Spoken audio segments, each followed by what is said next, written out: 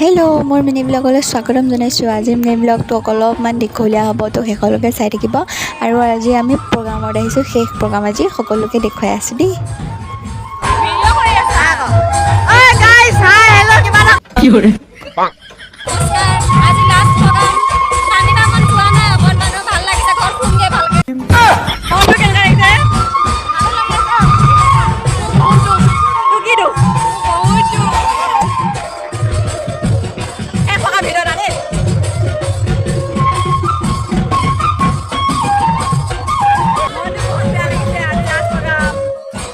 আৰু এয়া যে দেখিছে টোপনিয়াই টোপনিয়াই চব বহি আছে, এয়া হৈছে আমাৰ দ্বিতীয়টো প্ৰগ্ৰাম। আহত